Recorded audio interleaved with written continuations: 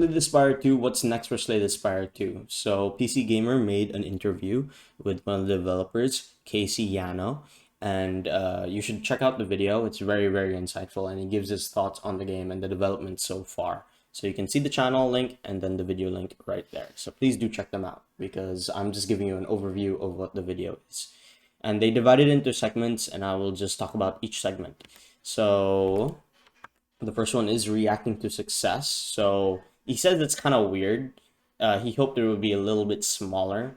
Since there is a bigger audience, there are higher expectations, and change will become riskier. As you can tell from the first patch, people weren't really too happy about it. And yeah, he compares it like with cooking. Like for 10 people, small mistake is manageable, but for 1,000 people, it could kind of be spiral out of control. So really, success brings pressure, especially when updating the game. The next one they divided into is the game direction. They want them to experiment. Like it's an experimental phase. So, their strategy is to build a strong foundation and then expand with new ideas. They aim for balance between novelty and familiarity. So that's why you can see most of the art style. It's like pretty similar, and some of the cards they just came back and stuff like that. Next one, they have what makes a good combo. He values consistency over flashiness. Instead of like a too simple card combo, he likes it if you go infinite, there are 4 or 5 different cards, and it requires timing, resources, and planning. And yeah, the main goal, it should be that infinites, not combos, they should be possible. They should be possible, but not too easy to get into. That's their main goal right now. And this is very important, potential new modes. So he did say that they are experimenting on what modes they're going to add. So they want a competitive mode for serious players, short experience mode for players without too much time, and a social/multiplayer mode for new players to interact. It's very, very interesting to see what they're going to do with this, and very, very excited to see this. And he also said that he does not like adding too many features because it just seems too much. They only want to include modes that are actually fun and meaningful, like the competitive short experience mode and the social multiplayer mode. Ascensions. He said in the video that he's not sure if he wants to make 20 or 10. He doesn't want games that force you to play forever. He wants you to reach 100% in a reasonable time. A balance between enough content and not overwhelming that. So maybe they might add more ascensions. I'm not sure. He said it's in the works. Game balance for elites.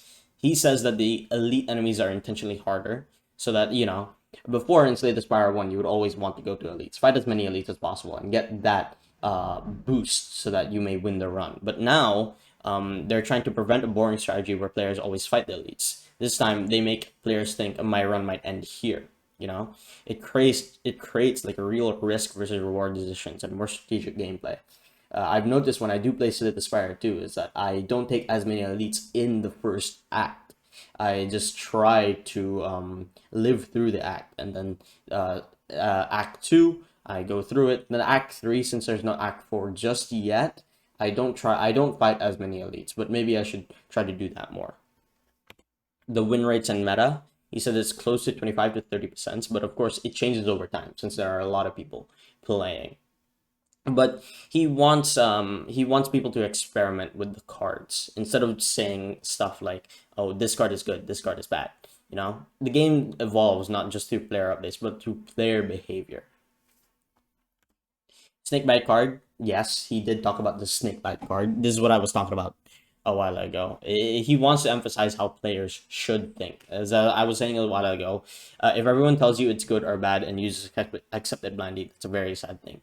He wants experimentation, and he wants, for these cards to be used for niche situations, for like situational things. Because if you think the card is just bad, then it won't develop something, and you might just keep doing the same thing over and over again. The point of the game is experimentation. So multiplayer design came from mods, board games, and co-op experiences. One key inspiration: seeing other players' curses makes it feel like you're in the room together. They're focused on balancing communication, making interaction feel natural, not mechanical. New characters. So he has said that they are planning to make a new character. I don't know how many new characters they are planning to make, but yes. What they look at first is the mechanics, not the theme. So they want to start with the gameplay system and build an identity forward. So the future characters will most likely be more complex and more experimental, but of course, many ideas get cut entirely if they do not work. The ending, it's not yet finalized, but he does want the ending to be extravagant and meaningful, a big impactful final showdown. And they are actually observing the fan theories and the player reactions. They may adjust it to meet expectations, add positive curveballs. So that's very, very interesting. Regent character design. So apparently he was a generic crystal guy, but he evolved into something more unique, and I quite like the character, even though he says it's a stupid guy from space. I like that. I genuinely like that. Like they've embraced the personality, which made the design feel more successful. So like he used to have a crystal head, and then he evolved more into like a buffoon. Maybe not a buffoon. Maybe that's too much. Okay, so last one, or no, I don't. I'm not sure if this is the last one actually. One more, or second to last, penultimate, the review bombing. He gave his thoughts on the review bombing. Um, he he wasn't mad about it really. It's because players just want to be heard. Some regions like China have limited communication options. He avoids blaming, saying they're all just humans. The team wants to focus on improving communication and understanding the players' concerns globally. So he's not mad at it. He's actually, I think, welcome to it. He just wants everybody to be heard, and that's pretty like that's pretty nice. I won't lie to you. And the last one, the big picture of the game. He wants to keep the game fun, not bloated. Encourage the player discovery, balance innovation with familiarity, and respect players as collaborators, not just consumers. They want to be careful, experimental, and player focused with this approach. But yeah, that's it for the whole interview. That's what I got from it, really. But please do check out the video. It is very, very insightful. Like, I don't know if I can put it into words, but this is what I've gotten from the video itself. So please do check the channel and please do check the video because it's very nice. But yeah, I'll stop yapping there, and I hope you all have a great one as always, everybody. Bye.